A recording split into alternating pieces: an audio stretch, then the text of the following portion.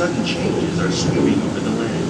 The approaching storm may seem violent and destructive to us, but to nature, it's a new beginning in the cycle of life.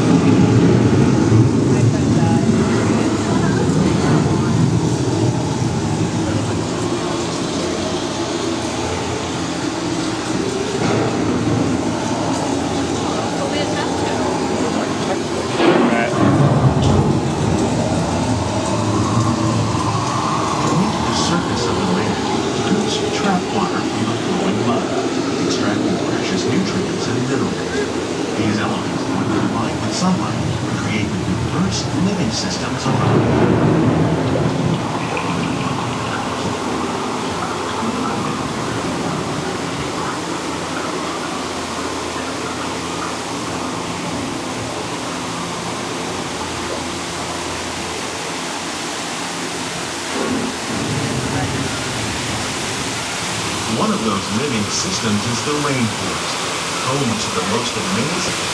These dense and beautiful forests cover only a tiny portion of the Earth's surface, but they contain more than half of its plant and animal species.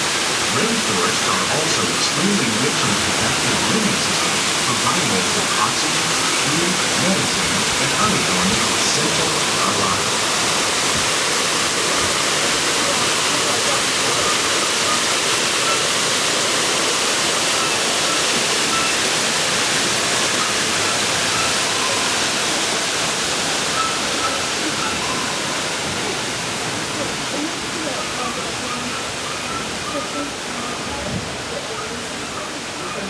In the desert, nature has created a very different, but no less beautiful living system. And while this arid landscape may seem lifeless, it is very much alive. The plants and animals that have learned to survive in these harsh conditions make use of what little water they can find and avoid the scorching rays of the relentless sun.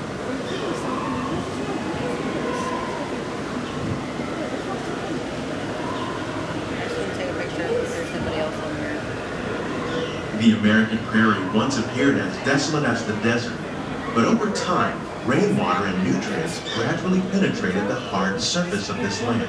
Even the hooves of the mighty buffalo one day become home to the American farm.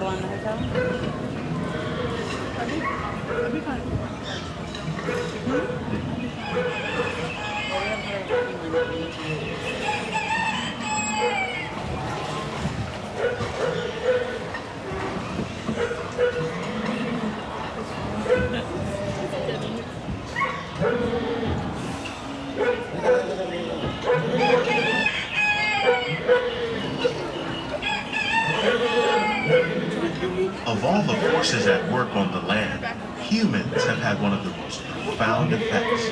The need to produce food for a growing world led to the enormous use and sometimes overuse of the land. In our search for more efficient ways to grow food, we often fail to realize the impact of our methods.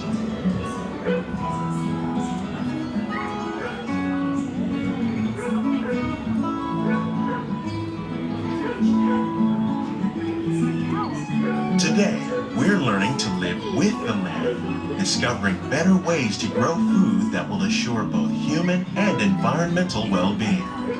Learning to reduce the need for chemical pesticides by breeding and using natural predators, like ladybugs and wasps, to control pests. In the farmlands across America, we're learning that by plowing under vegetation containing natural fertilizers, we can enrich the soil without the use of chemicals. We're learning to produce food on desert seacoasts by developing and planting crops that thrive on salt water. In Japan, we're learning that by mixing leaves and other living materials into our soil, we can make farmland more fertile without the need for chemicals. Here at Epcot, we're learning to reduce the need for chemical pesticides by breeding and using natural predators, like ladybugs and wasps, to control pests.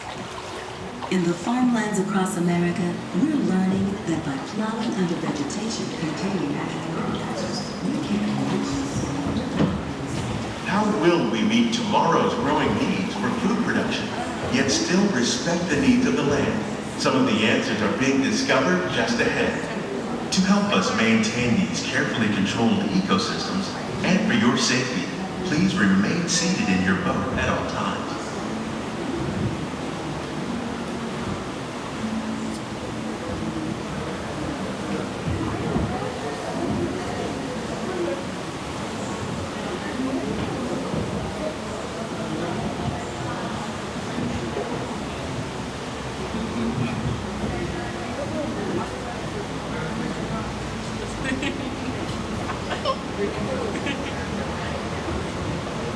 Welcome to our living laboratory, where scientists from Epcot and the U.S. Department of Agriculture are exploring innovative ways to produce bountiful harvests now and into the future.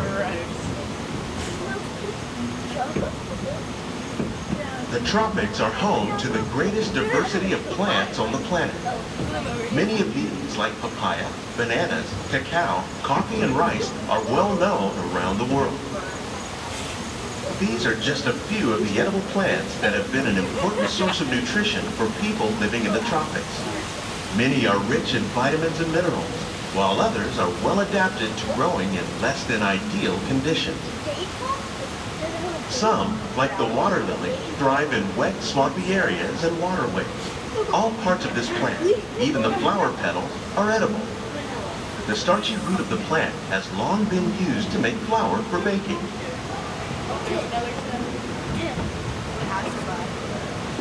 One day, many of these lesser-known tropical plants may be as important as the bananas growing on both sides of the boat.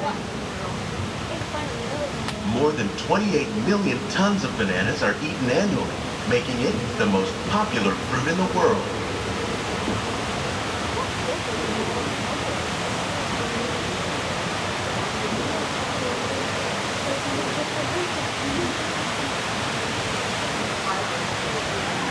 When we mention farming, you probably don't think of fish, but fish farming, or aquaculture, consumed globally. Tilapia, bass, and catfish, like the ones you see here, are three of the more popular crops raised by fish farmers.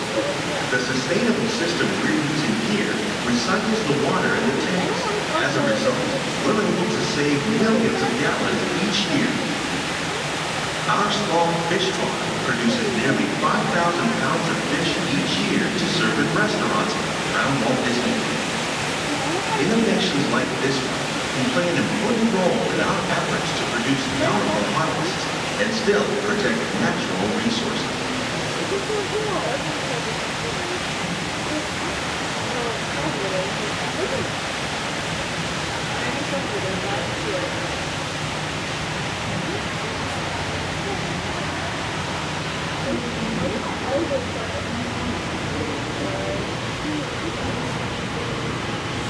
While there are more than 50,000 edible plant species in the world, most of us are only familiar with the handful that make up our everyday diet. The common grains growing here, wheat, maize, sorghum, and millet, plus rice, account for nearly 2/3 of our global food consumption. Learning how to increase yields of these staples is an important goal of research around the world.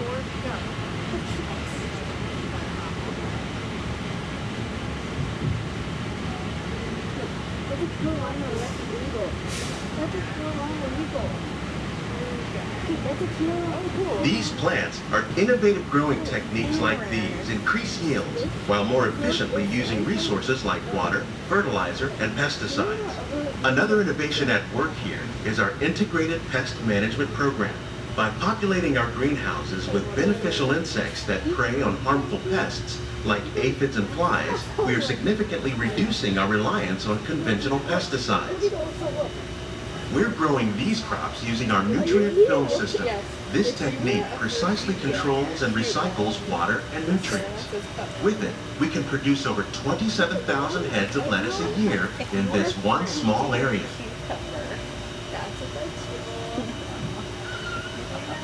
Thank you.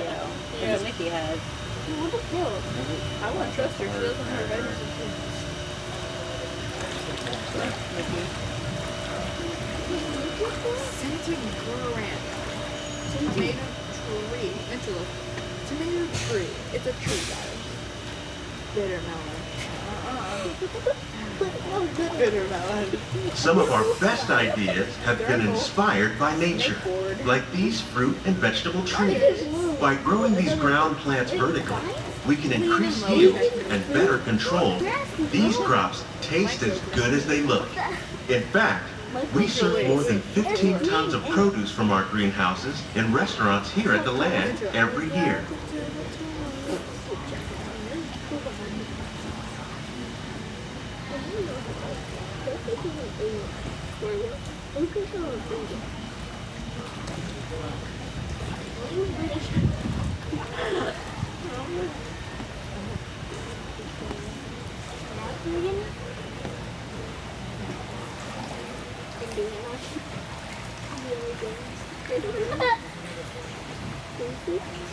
But it doesn't matter.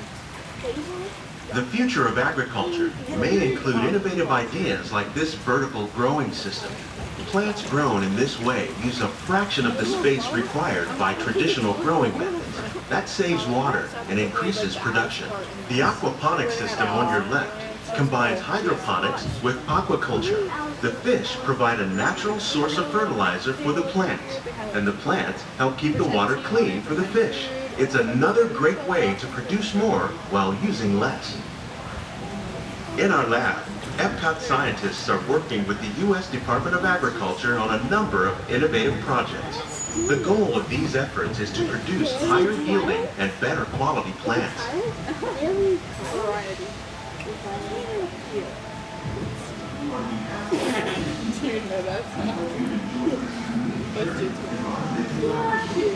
Let's dance.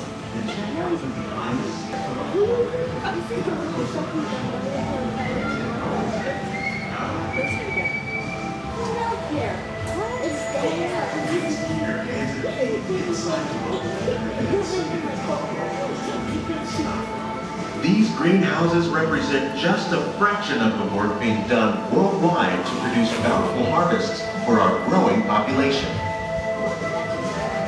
Scientists, farmers, and even backyard gardeners are doing their part to improve the quantity and quality of foods that we all rely upon. Together, we can continue to find more ways to increase food production and protect our precious natural environment. Only then will we truly be living with the land.